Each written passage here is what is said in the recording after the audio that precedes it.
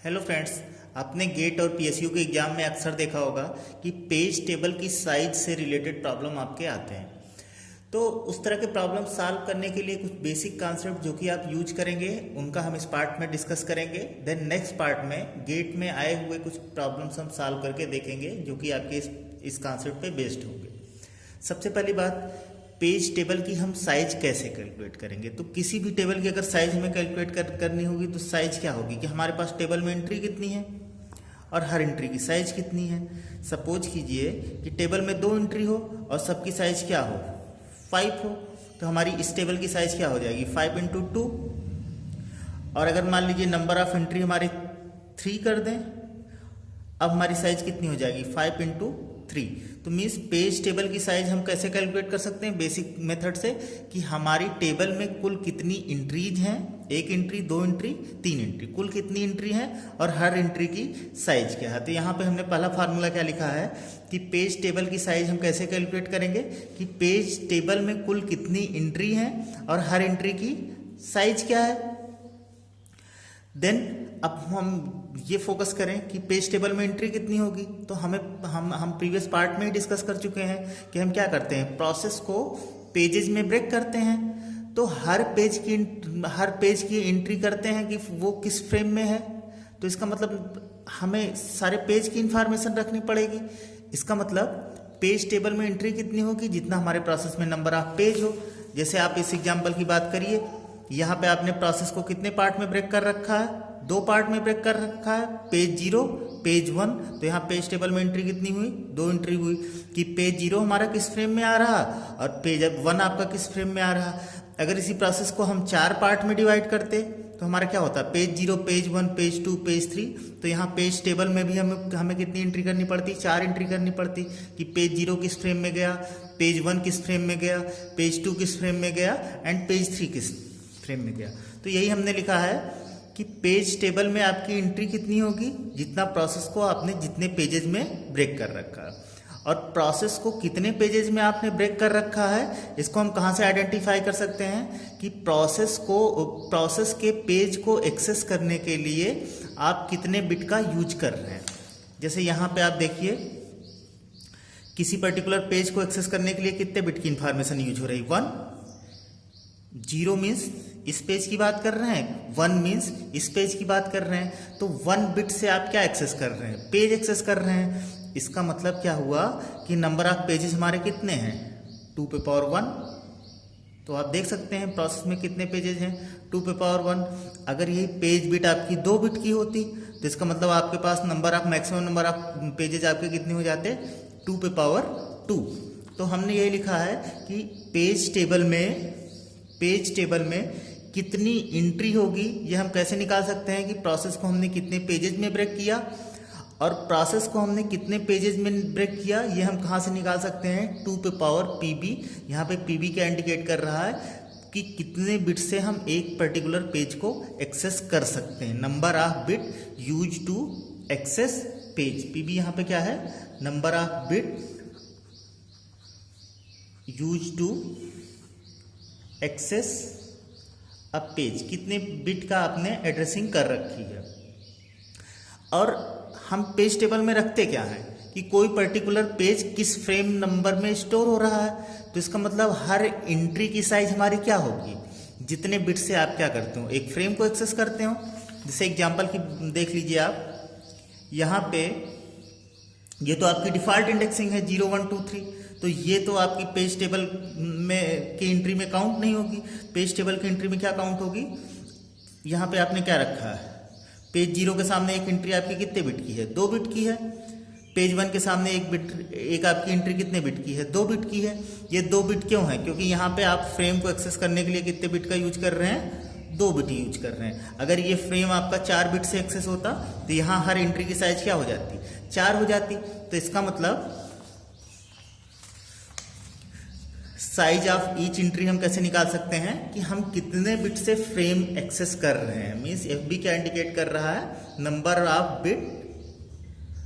Of bits use to access frame in primary memory या physical memory. तो physical memory में एक frame को एक्सेस करने के लिए आप कितने बिट यूज कर रहे हैं उसी को हम क्या बोल रहे हैं, एफबी। कभी कभी क्या बोलता है कि हर पेज की इंफॉर्मेशन के साथ वो किस फ्रेम नंबर में है उसके साथ साथ कुछ सिक्योरिटी बिट्स भी हमको ऐड करनी होती है। तो अगर सिक्योरिटी बिट ऐड करने के लिए प्रॉब्लम में गिवन है तो जितने बिट की आपको सिक्योरिटी बिट बोल रहा है वो जैसे कोई पेज आपका रीड ओनली है या राइट ओनली है या अदर इन्फॉर्मेशन कभी कभी बोलता है कि हर पेज के साथ साथ आपको स्टोर करना। तो अगर वो एडिशनल इन्फॉर्मेशन आपका गिवन है तो साइज ऑफ ईच एंट्री आप क्या करेंगे, F B plus additional bit. लेकिन अगर एडिशनल बिट की बात नहीं बोला है तो एडिशनल बिट आप क्या मान के चलेंगे, 0। मीन्स उस केस में आपका साइज ऑफ ईच एंट्री क्या हो जाएगा, जितने बिट से आप फ्रेम को एक्सेस कर रहे हैं। नेक्स्ट चीज, लॉजिकल एड्रेस आपका क्या होता है। हमने बोला था कोई भी एड्रेस हो, लॉजिकल एड्रेस हो या फिजिकल एड्रेस हो, उसमें हम उसको दो पार्ट में डिवाइड कर सकते हैं।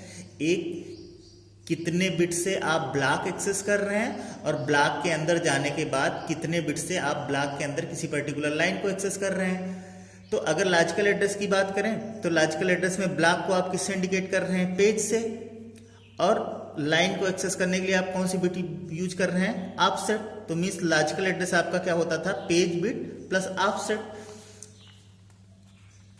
जैसे इस एग्जांपल की बात करें, I0 का हमारा लॉजिकल एड्रेस क्या होगा, हमने बोला था लॉजिकल एड्रेस क्या होता है, किसी पर्टिकुलर वर्ड या इंस्ट्रक्शन का जो सेकेंडरी मेमोरी में एड्रेस होगा वो उसका क्या बोला जाएगा, लॉजिकल एड्रेस। सेकेंडरी मेमोरी में I0 को हम I0 के एड्रेस को दो पार्ट में एक्सेस कर सकते हैं, डिवाइड कर सकते हैं। एक तो पेज की एड्रेसिंग, तो यहाँ पेज की एड्रेसिंग क्या है, 0, और ऑफसेट I0 का ऑफसेट क्या होगा, 0 0। तो मीन्स लॉजिकल एड्रेस आपका क्या होगा, तो ये आपका क्या हो गया, पेज बिट, और ये हमारा क्या हो गया, ऑफसेट। तो लॉजिकल एड्रेस को आप दो पार्ट में डिवाइड कर सकते हैं। लॉजिकल एड्रेस आपका क्या होता है, पेज बिट प्लस ऑफसेट।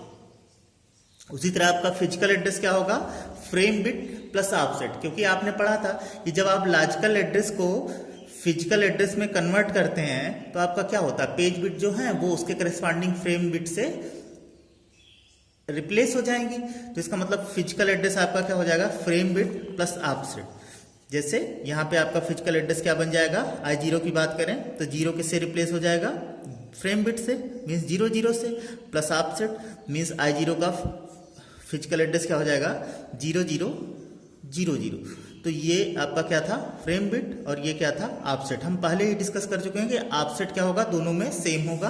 बस हमारा क्या होता है कि पेज आपका फ्रेम से, पेज नंबर आपका फ्रेम नंबर से रिप्लेस हो जाता है। तो मीन्स लॉजिकल एड्रेस में दो चीजें होंगी, एक आपका पेज बिट होगा, दूसरा क्या होगा, ऑफसेट होगा। और फिजिकल एड्रेस में दो चीजें होंगी, फ्रेम बिट प्लस ऑफसेट। ये पीबी और एफबी हम निकाल क्यों रहे हैं, क्योंकि पीबी से हम क्या निकाल रहे थे कि हमारे पेज टेबल में नंबर ऑफ एंट्रीज कितनी है, पेज टेबल में नंबर ऑफ एंट्रीज कितनी हो रही थी, 2 पे पावर पीबी।